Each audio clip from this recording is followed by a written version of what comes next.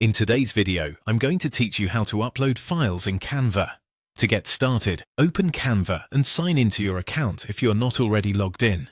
Once you are on the Canva home screen, go ahead and open the design where you want to add your file. This can be a presentation, a social media graphic, a flyer, or really any type of Canva project. The important thing is to make sure you are inside the editor so you can access all of the design tools. After your design is open, look over to the left-hand side of the editor.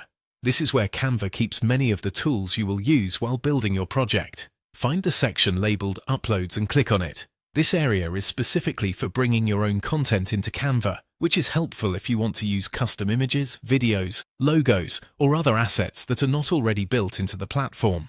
Once the Uploads panel opens, click on Upload Files.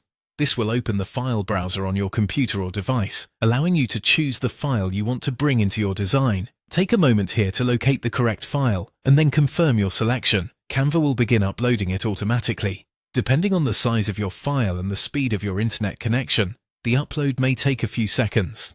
When the file finishes uploading, it will appear inside the Uploads section, ready for you to use in your project. From there, you can click on it to add it to your design, or drag it into position if needed.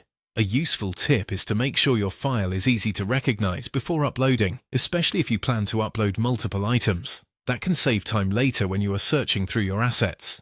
It is also a good idea to wait until the upload fully completes before moving on, just to avoid any loading issues inside the editor.